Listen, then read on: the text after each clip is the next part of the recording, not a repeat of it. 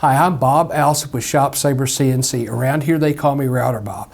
We've got an exciting road trip today. We're going to go visit a ShopSabre CNC customer, Prime Manufacturing, in the Minneapolis area. Let's get started on the trip.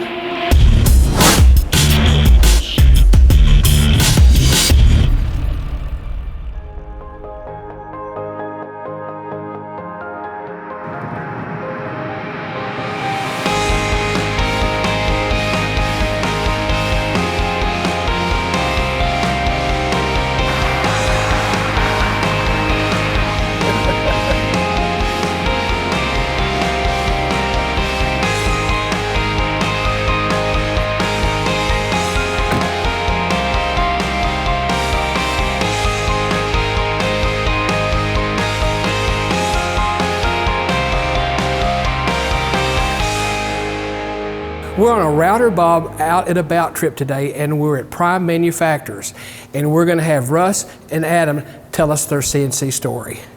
Is it Adam and Russ or Russ and Adam? I don't care. No, I don't see. I just need the beginning part. You go to how you started. Yeah, that makes more sense. I just don't know how to literally kick this off. Hi, I'm Adam. And I'm Russell, and this is why we purchased a ShopSabre CNC router and plasma.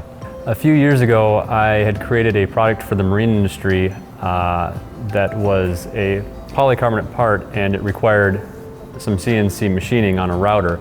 I didn't have a router or a lot of money, so I started outsourcing the product to get machined and started marketing it, and it grew fairly quickly. And over the next couple of years, we had gotten so busy that we really needed to bring that back in-house because the lead times were getting so long that we just couldn't keep up and keep our OEMs in supply.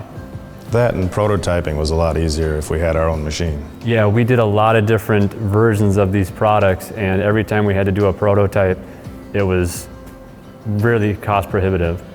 So I remember when we decided to bring the routering in-house, we had to shop around for a CNC machine, and there were a number of companies you looked at. You did a lot of research.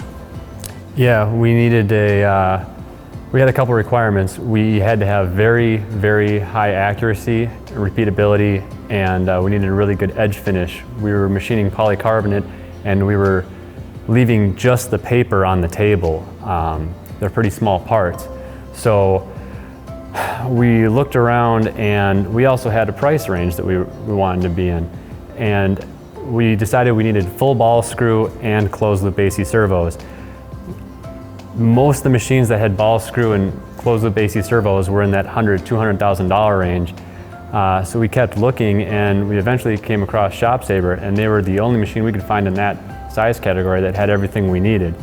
So we ended up buying a ShopSabre, and then the concern was, are we going to be able to run this machine? We're not machine operators. Yeah, I remember you were really concerned about, once you get the machine, is it going to be something you can just use? Right. Because you needed to produce parts. And when it showed up, it actually was pretty easy to use. Yeah, we were up and running within 24 hours. The interface was pretty straightforward. The tutorials were really, really good. Yeah, it was surprisingly easy and very intuitive on the user interface. And it did exactly what we needed. So we got the router up and running and producing parts, and that all went really well. And we came up with another product that needed some aluminum cutting done, and we were doing that on the router, but we really hit capacity with how much we could produce on a single machine. So we decided to farm that out. And yeah, we had some requirements. We had some very small holes, so we basically had to go with laser. And we found a company, started outsourcing it to laser, and it was going fine, but it was expensive, and the other problem was the lead time started growing and growing as we started producing more and more product. So we really needed to figure out a way to bring it back in-house. So once we decided to bring that back in-house, we looked at options for producing the parts ourselves. The first being laser, but that was very cost prohibitive. We looked at other heavy machinery like punch presses, other options, and we just kept coming back to, could we produce this on a plasma? But there were just some issues with doing that. Yeah, the biggest problem was we drill so many small, around 1/8" holes. Plasma can do everything else we're doing on these parts, but the holes become kind of a problem because plasma is really good only good to about a 1/4 inch hole. And the normal thing in the industry is you put a vibratory part marker on a plasma and you just mark where you want to drill those small holes and you just drill them post-process. The problem for us is on a 4x8 sheet of aluminum, we're putting around 500 holes in, and that just wouldn't work for us. So we started thinking, is there a way we can put a drill head on a plasma? So the problem with that became most plasma gantries are not designed very robust because there's no cut force on a plasma. ShopSabre had just recently come out with their new plasma design, and they already had a reputation in the industry for making really great plasmas. Their new gantry design allowed us to be able to put a drill head on, so we contacted them to see if they could come up with a solution for us.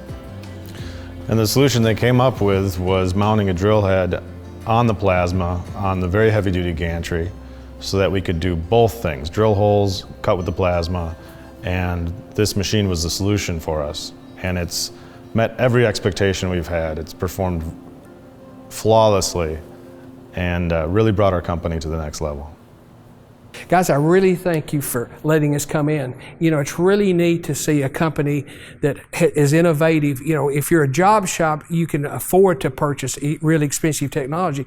When you're a small company, you can't. You guys did a great job of coming up with an innovative idea that solved your problem. And we're very happy at ShopSabre to be part of that. I hope you enjoyed the video. If you have any questions, you can contact us at shopsabre.com. Thank you for watching.